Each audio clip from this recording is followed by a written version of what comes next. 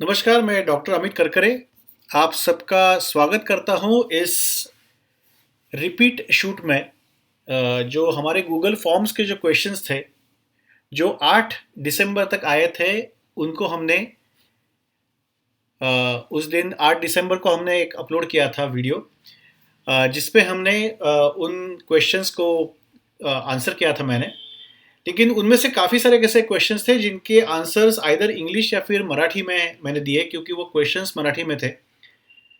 लेकिन कुछ हमारे दर्शक ऐसे हैं, अशोक बेदी जी या फिर अरुण कुमार जी है झांसी से। उन्होंने कहा कि ये अगर हिंदी में होता तो ठीक होता और भी अच्छा होता, लेकिन हम मराठी सीख रहे हैं अभी, क्योंकि अगर हमें नहीं मराठी सीखी तो शायद हम कुछ मिस कर देंगे। तो मराठी आप सीखिए, अच्छी भाषा है मराठी। जैसे मैं हिंदी सीख रहा हूँ, आप मराठी सीखिए। लेकिन मुझे लगा कि अ, ऐसे नहीं होना चाहिए कि क्योंकि मैंने मराठी में आंसर किए इसलिए फिर हिंदी जो दर्शक है उनमें उनके लिए कुछ चीज़ें मिस हो जाए। तो इसलिए मैं वही सब क्वेश्चंस को लेके ये वीडियो शूट कर रहा हूँ। This is a repeat shoot which I am doing on 5 जनवरी। ये वही क्वेश्चंस है जो हमने 8 दिसंबर को लिए थे। उसके बाद भी काफ़ी सारे क्वेश्चंस आए हैं, उनको हम बाद में एक पूरा अलग वीडियो बना के उनमें ले लेंगे। लेकिन पहले बैकलॉग कंप्लीट कर देते हैं, क्योंकि हॉर्नबिम मैंने लिया है अभी, तो पूरा बैकलॉग कंप्लीट हो जाएगा। तो एक एक क्वेश्चन लेता हूं मैं। I can't show you the question now, क्योंकि वो काफ़ी पेचीदा हो जाएगा। वीडियो शूट करते हैं। या सो एक पहला सवाल था कि डॉक्टर, ये बैच फॉर रेमेडीज कैसे लेनी है और कब तक लेनी है, कितने दिनों तक ये सब दवाइयाँ ले सकते हैं। कैसे लेनी है, कब तक लेनी है, वो हमने ऑलरेडी कुछ वीडियोस में डिस्कस किया है, लेकिन फिर से डिस्कस करते हैं। दो प्रकार से दे सकते हैं, पिल्स में से या फिर पानी में से। इसके बिल्कुल पहले जो वीडियो हमने बनाया था, छठा वीडियो, उसमें वी हैड डिस्कस दिस कि पानी में से या फिर होम्योपैथिक ग्लोब्यूल्स पे डाल के, पिल्स पे डाल के हम दे सकते हैं। और कहाँ तक लेनी है, जब तक ज़रूरत है तब तक दवाई लेनी है। अगर आपको लगे कि जो डर था या फिर प्रोक्रेस्टिनेशन था या फिर लेजीनेस था, वो अगर अभी चला गया है, दवाई का असर हो गया है, वो चला गया है, तो फिर आप वो दवाई बंद कर सकते हैं। कई बार एग्ज़ाम के लिए हम दवाई देते हैं, उसमें जब एंग्जाइटी आती है, फियर आता है, तो बिल्कुल वो एग्ज़ाम हो जाए तो उसके बाद दवाइयाँ बंद कर सकते हैं आप। और एक सवाल उन्होंने पूछा था कि ज़्यादा से ज़्यादा कितने दिनों तक हम दे सकते हैं, और ऐसा कुछ है क्या कि अगर 1 साल तक दिया या फिर 6 महीने तक दिया तो उसका कोई साइड इफ़ेक्ट्स हो जाएंगे या फिर उसका कुछ बैड इफ़ेक्ट्स, उसके असर कुछ दिख जाएगा। तो ऐसे मैंने नहीं देखा है। अगर आपने कुछ दवाई दी है, उसका असर हुआ, लेकिन फिर भी आपने नहीं वो बंद कर दी और वो लेते ही रहे, तो उसका कुछ बैड इफ़ेक्ट्स या फिर एडवर्स इफ़ेक्ट्स कुछ नहीं होता। वो वैसे ही काम करती रहेगी, क्योंकि अगर आपने डर के लिए दिया है और अगर डर चला गया है, तो उसके बाद भी अगर आपने वो दवाई लेना शुरू ही रखा, तो वो डर फिर से नहीं आएगा। और जब डर बचा ही नहीं है तो वो दवाई काम भी नहीं करेगी, क्योंकि उसमें कोई नेगेटिव क्वालिटी नहीं बची है उसको पॉजिटिव करने के लिए।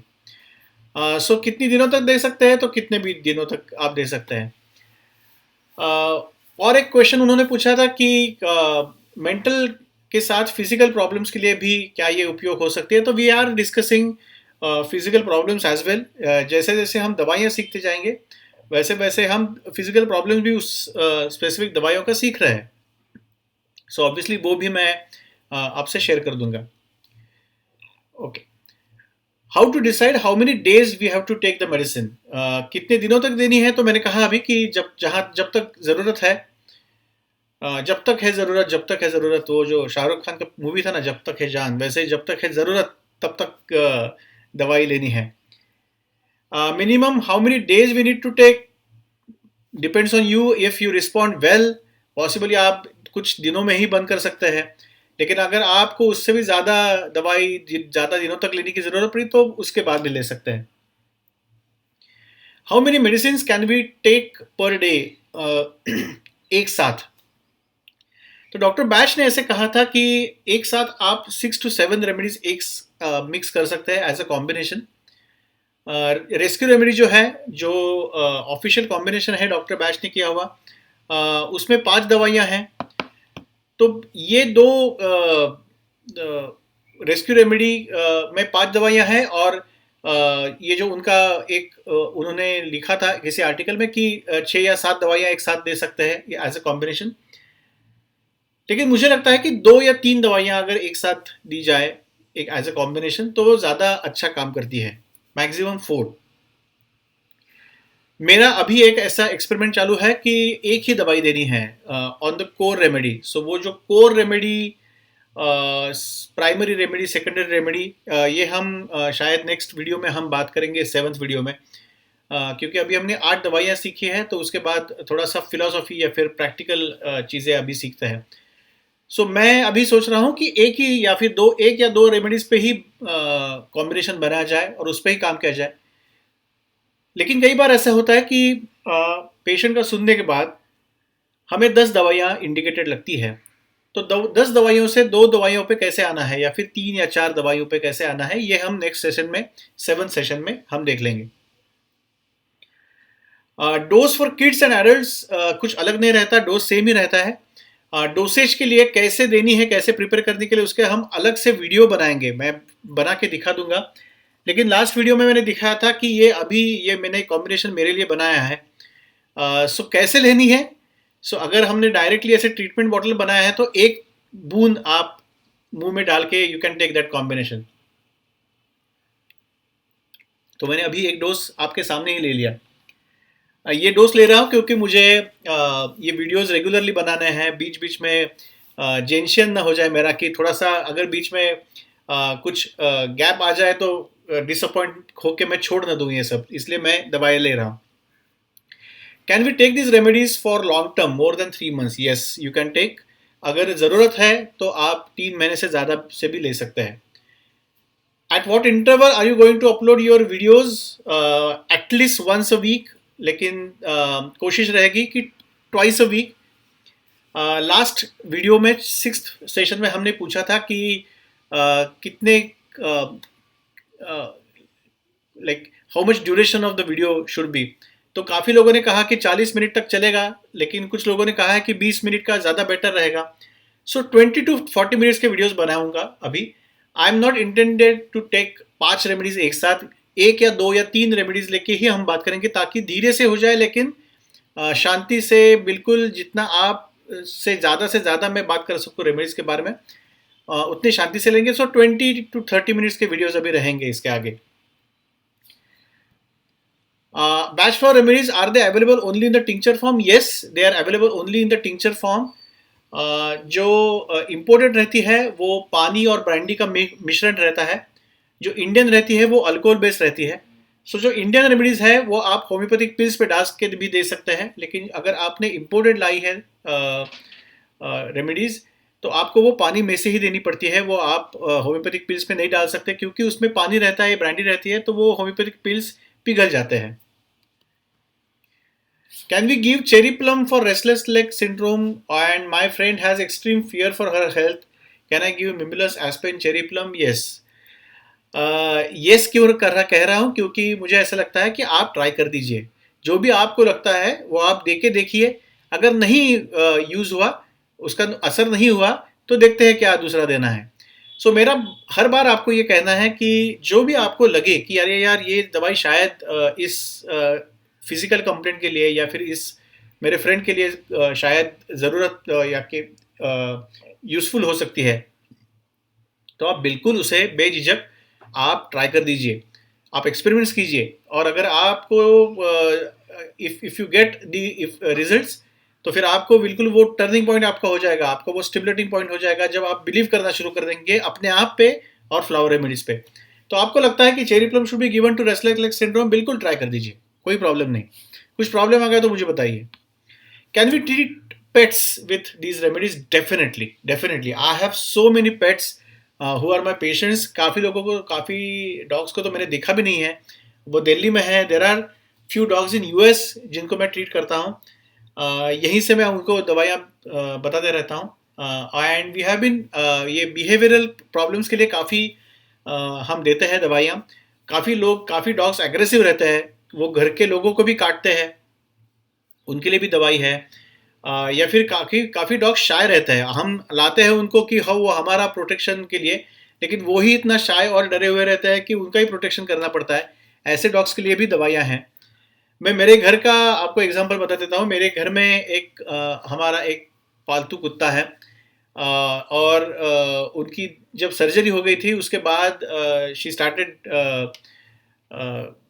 वो उन्होंने यूरिन उनको उस पे कंट्रोल नहीं रहा था, तो उसके लिए चेरी प्लम दिया था और उसके बाद काफ़ी असर पड़ा है। बिल्कुल वो बंद ही हो गया है वो, लेकिन जब तक चेरी प्लम देता है तब तक वो असर रहता है, उसके बाद नहीं रहता, क्योंकि वो थोड़ा सा सर्जरी के वक्त कुछ कट हो गया है, तो उसकी वजह से ये सब है। Can hypersensitive nature equals anxiety in red chestnut? नहीं, red chestnut has anxiety about, वो जो अपने लोग हैं उनके लिए उनको वरी रहती है, चिंता रहती है, उनके बारे में वो सोचते रहते हैं, डर लगता है कि वो उनको कुछ हो ना जाए। लेकिन उसमें वो रेस्टलेस हो जाएंगे, लेकिन हाइपर सेंसिटिव स्पेसिफिकली नहीं बोल सकते उनको। ओके, डॉक्टर, आपके ये जो वीडियोस है वो परमानेंट रहेंगे ना यूट्यूब पे? तो मैंने बार बार कहता हूँ कि ये फ्री वीडियोस है, और ये जब तक यूट्यूब है तब तक ये यहीं पे रहेंगे। मैं ना रहूँ लेकिन यूट्यूब रहेगा, तब तक ये वीडियोस यूट्यूब पे रहेंगे। तो डाउनलोड करने की कोई ज़रूरत नहीं है। इनफैक्ट जितने ज़्यादा बार आप यूट्यूब पे आके देखेंगे, उतने वो व्यूइंग आवर्स हमारे ऐड हो जाएंगे।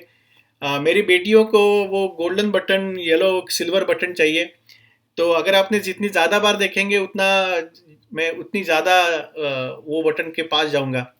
बेटियों को चाहिए, तो ऑब्वियसली उनके लिए तो लाना पड़ेगा वो। हम्म, या और एक चेरी प्लम के बाद ये सब, क्योंकि तब सिर्फ चेरी प्लम हुआ था, अ, ऐसे हो सकता है क्या कि उन्होंने पूछा है कि सास जिनके घर में नई बहू आई है, उस सास को अगर लगता है कि अभी मेरे घर पे जो मेरा कंट्रोल था वो चला जाएगा, तो can we give cherry plum to such सासू माँ?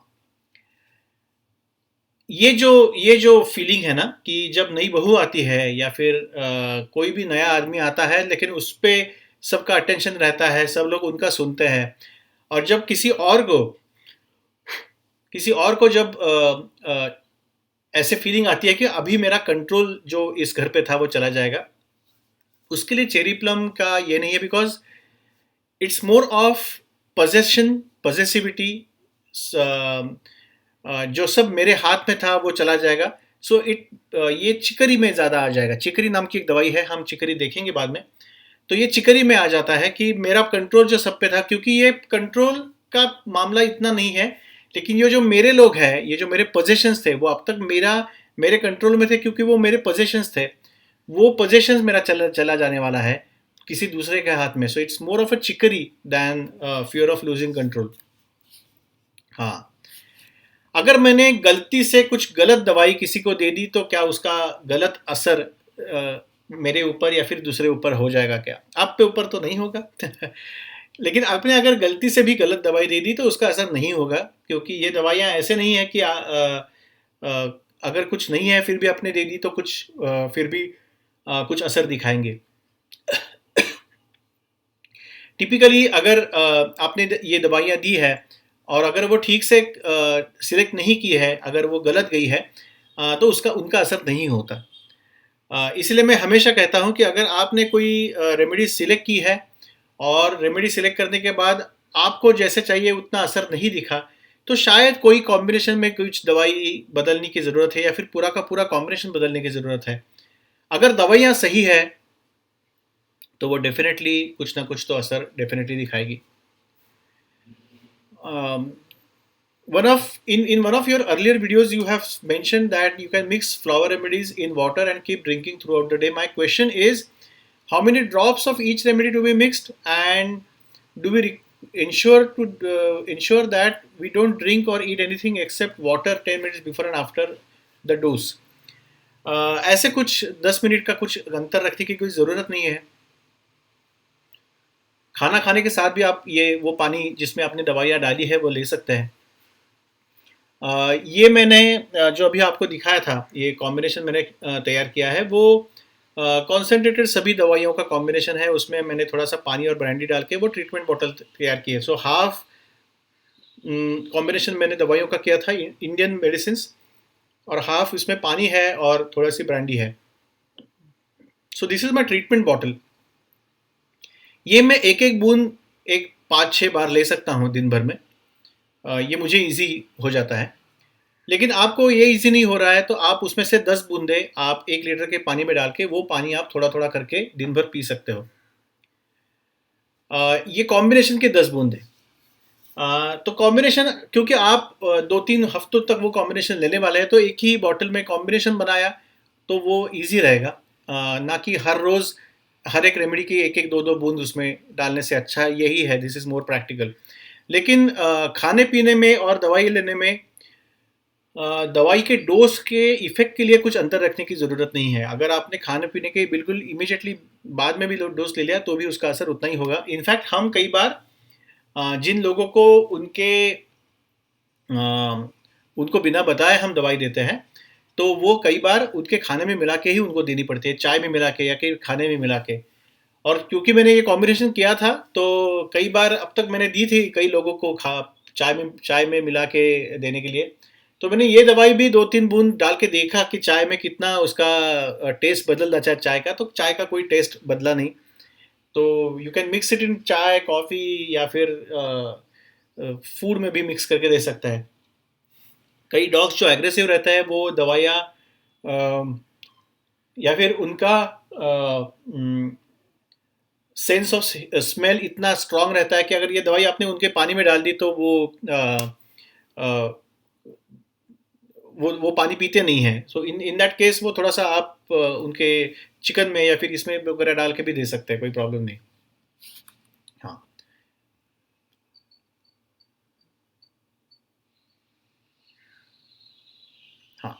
हाँ। किसी ने पूछा है कि वो पीडीएफ आप कब भेजने वाले हैं। पिनांग जी है जो मुझे टेलीग्राम पे भी फॉलो करते हैं, तो उन्होंने पूछा है कि पीडीएफ कब आप भेजने वाला है। तो एक थोड़े से 20 दवाइयाँ हो जाने दीजिए, 15-20 दवाइयाँ। आप वो इंटरवल तक हम पहुँचे, इंटरवल में हम रिलीज़ कर देंगे वो पीडीएफ। थोड़ा सा वो एडिट भी कर रहा हूँ क्योंकि इन वीडियोस में एक्चुअली मैं आपको बताता हूँ पिनांग जी, क्या हो रहा है कि अ, ये मेरा एक्सपीरियंस रहा है कि जब भी मैं सिखाता हूँ तो हर बार मैं भी कुछ सीखता हूँ। सो इसलिए वो थोड़ा सा वो पीडीएफ में एडिट कर रहा हूँ, अभी थोड़ा सा कुछ चीज़ें ऐड कर रहा हूँ। तो इसलिए वो थोड़ा सा एडिटेड पीडीएफ मैं आप सबको भेज दूंगा। वो मैं वीडियो में बता दूंगा कि कब मुझ वो तैयार हुआ है और कब आपको मुझे ईमेल करना है, तो ईमेल पे मैं पीडीएफ पे कब भेजना है। क्या किसी ने पूछा है कि अगर एंगर पे या फिर खाने पे कंट्रोल नहीं रह रहा है तो क्या हम चेरी प्लम दे सकते हैं। तो बिल्कुल बिल्कुल, चेरी प्लम लेने के बाद कई लोगों का ये एक्सपीरियंस है कि अगर वो वेट लॉस कर रहे हैं, सॉरी, अगर वो वेट लॉस कर रहे हैं, अभी 5 जनवरी है तो कभी काफ़ी लोगों ने भी जिम ज्वाइन किया है। वो 8-10 तारीख तक जिम में जाता है, उसके बाद में वो खुश हो जाता है क्योंकि वो जेंशन रहता है। अगर 8 जनवरी के बाद भी आपको जिम चालू रखना है तो जेंशन लेते रहिए, तो आपका जिम चलता रहेगा, आप डिसअपॉइंट होके बिल्कुल बीच पे छोड़ नहीं देंगे। सो वो सस्टेनेंस के लिए जेंशन देते हैं हम। लेकिन जिम में जाने के बाद वो बोलते हैं कि मीठा मत खाओ, लेकिन जब हम मीठा देखते हैं तो हमें खाने की इच्छा हो जाती है। इन दैट केस अगर आपने चेरी प्लम ले लिया तो cherry plum will help you to reduce that urge to eat मीठा। इट डेफिनेटली हेल्प्स, मैंने वो देखा है करके, it's my experience as well. आप साइकोसोमेटिक इलनेसेस पे भी बोलिए, उसकी इंफॉर्मेशन दीजिए और उसके उपचार भी बताइए। तो definitely we will be covering all types of psychosomatic illnesses. Psychosomatic यानी जिन डिसीजेस का ताल्लुक मन में या फिर भावना पे रहता है। तो typically we will be covering all those things. जैसे जैसे वो रेमेडीज़ में आ जाएंगे तो वैसे वैसे हम डिस्कस कर लेंगे। उसके बाद भी अगर ज़रूरत पड़ी तो बिल्कुल सेपरेट वीडियो बता देंगे। लेकिन मुझे लगता है कि साइकोसोमेटिक मेडिसिन रेमेडीज़ या फिर साइकोसोमेटिक इलनेसेस ये थोड़ा सा एक एडवांस टॉपिक है। तो पहले बेसिक्स हम क्लियर कर देते हैं, उसके बाद एडवांस टॉपिक में जाएंगे। सो मे बी पहले 15 सेशंस में हम रेमेडीज़ कवर कर देते हैं, और उसके बाद 15 से 20-25 जो भी आगे के वीडियोस रहेंगे उसमें हम ज़्यादा से ज़्यादा रिफाइंड बातें करेंगे इसी रेमेडीज़ के बारे में या फिर फ्लावर रेमेडीज़ के बारे में। या किसी ने पूछा है कि मैं सीखी हूँ लेकिन दवाइयाँ भी देती हूँ फ्रेंड्स को, और इसको लेकिन मुझे डर लगता है कि क्या मैंने वो ठीक से दिया है, तो क्या मैं मिमिलस ले लूँ? तो दो चार चीज़ें हैं कि और उन्होंने बाद में पूछा है कि और एक मेरा एक्सपीरियंस है कि जब औरों के साथ बात करती हूँ तो वो जो दवाइयाँ बोलते हैं वो मुझे सही लगती है, तो क्या मैं सिराटो ले लूँ? तो बिल्कुल आप सिराटो ले लीजिए। सिराटो वो आदमी है जिसको औरों का सुन के उनको लगता है कि अपना गलत है, औरों का ही सही है। तो ऐसे हर बार नहीं रहता, कई बार आप भी सही रहते होगे। तो आप सिराटो बिल्कुल ले लीजिए, और मिमिलस भी ले लीजिए। There are few remedies which are good और which are good to be taken by flower remedy practitioners. एक तो स्क्लेरेंथस है। स्क्लेरेंथस में जब चॉइसेस आते हैं तो यू गेट कन्फ्यूज, तब उसके लिए स्क्लेरेंथस है। मिमुलस अगर आपको डर लगता है कि शायद मैं कुछ बुरा ना कर दूं या फिर कुछ प्रॉब्लम ना कर दूं। सिराटो अगर आपको दूसरों का सही लगता है और अपना गलत लगता है। And large large also is for confidence. तो ये रेमेडीज लेके भी आप बैठ सकते हैं दवाइयाँ देने के लिए। सो आपको कॉन्फिडेंस आ जाएगा, दूसरे के बोलने का कुछ असर आप पे नहीं होगा।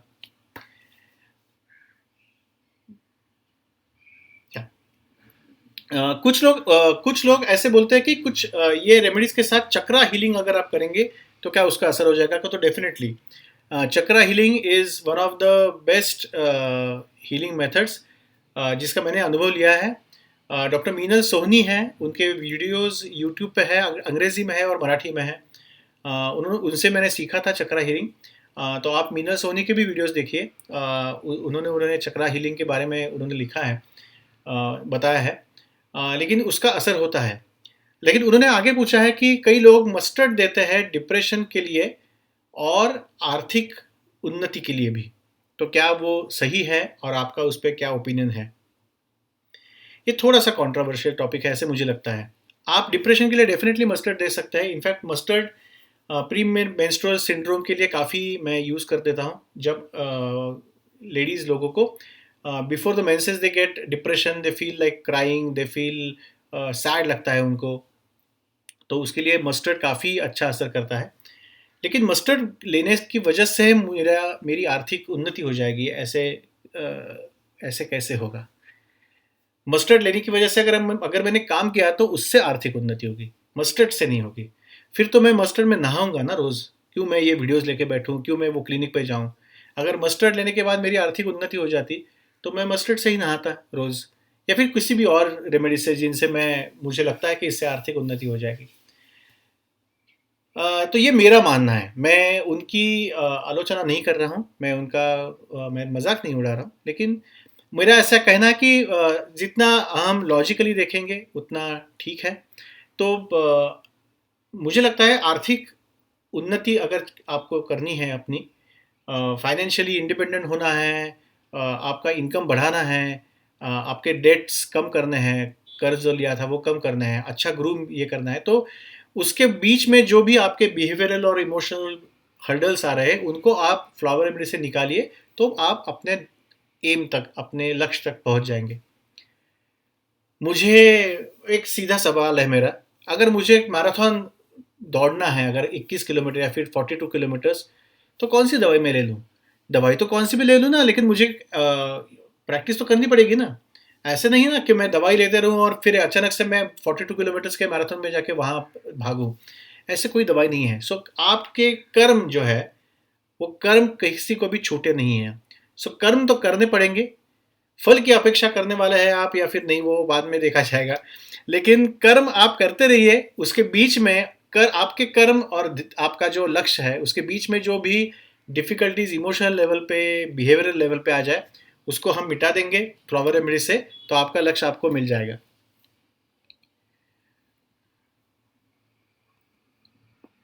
हाँ, और ये उन्होंने पूछा है कि ये कहाँ से दवाइयाँ लेंगे, तो दवाइयाँ ये यूजुअली किसी भी होम्योपैथिक फार्मेसी में मिल जाती है।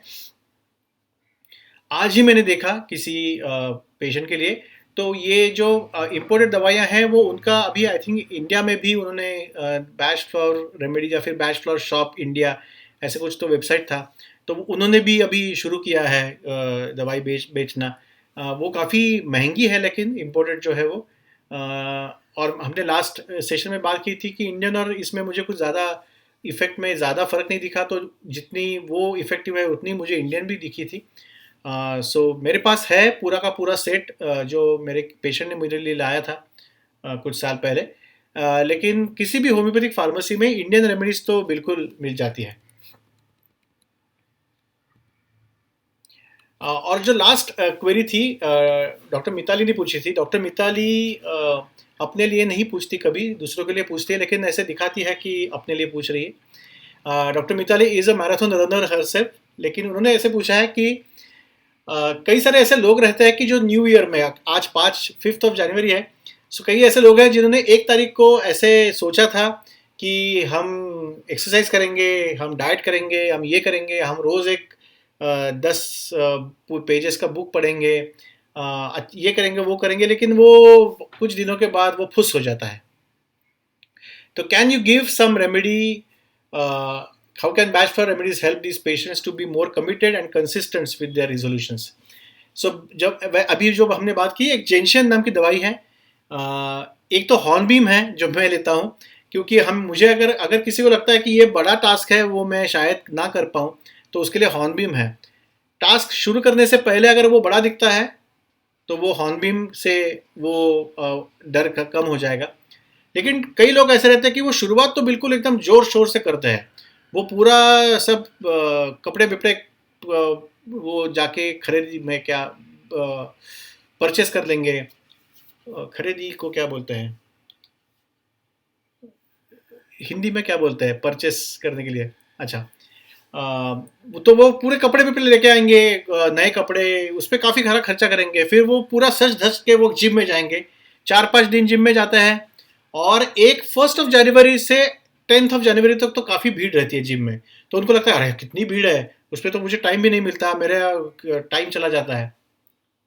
और बाद में फर्स्ट वीकेंड आ जाता है, तब उनको लगता है अभी ये वीकेंड है, अभी सोमवार को देखेंगे, फिर वो सोमवार को रविवार को भी शाम को वो ज़्यादा देर तक फ्रेंड्स के साथ बैठते हैं, फिर वो मंडे को तो वो बोलते हैं कि ठीक है ना, एक मंडे मिस कर दिया तो इट्स ओके, ट्यूसडे से शुरू कर देंगे, फिर वो ट्यूसडे कभी नहीं आता।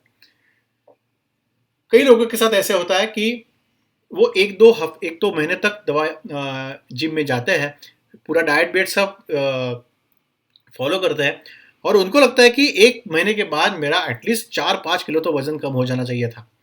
वो जब देखते हैं तो वो 1 किलो या 1.5 किलो ही कम हुआ रहता है, या फिर उतना ही रहता है, या फिर बड़ा हुआ रहता है, क्योंकि बीच में फिर उन्होंने कुछ यहाँ वहाँ का किया था।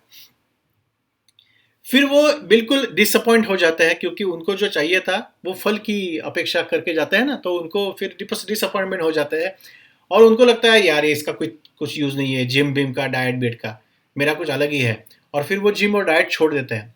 इन सब लोगों के लिए जेंशियन नाम की एक दवाई है जो काफ़ी अच्छा असर दिखाती है। तो ये जो चेस्टनट बर्ड है, कि जो बार बार वही मिस्टेक अगर हो रहा है तो चेस्टनट बर्ड दे देंगे। सो देर आर बीन रेमेडीज कि जो आपको इस जनवरी मंथ में यूज़ हो जाती है, अगर आप सोचे समझे भी, अगर आपने कुछ शुरू किया है और उसके बाद भी अगर आप वो बीच में छोड़ देते हैं। So flower remedies can help you to sustain with your efforts, flower remedies can help you to even start your efforts. तो ये सबके लिए फ्लावर रेमेडीज है।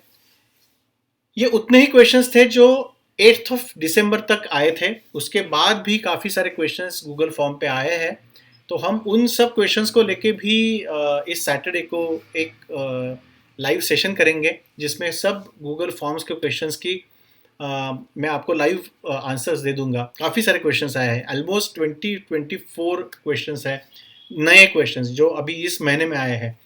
आपको अगर तब तक सैटरडे तक अगर कुछ क्वेश्चन और पूछने हैं, तो इसी वीडियो के डिस्क्रिप्शन बॉक्स में मैंने गूगल फॉर्म का लिंक दिया है, वहाँ जाके आप क्वेश्चन पूछिए, या फिर कमेंट बॉक्स में लिख दीजिए क्वेश्चन आपका, तो वो मुझ तक पहुँच जाएगा। और वो सब क्वेश्चंस लेके हम फिर से मिलेंगे इसी शनिवार को, यानी 7th, I think 7th of January को, एक लाइव सेशन में शाम को शायद 7:30-8 बजे, पॉसिबली वो ईजी हो जाएगा 1 घंटे का सेशन।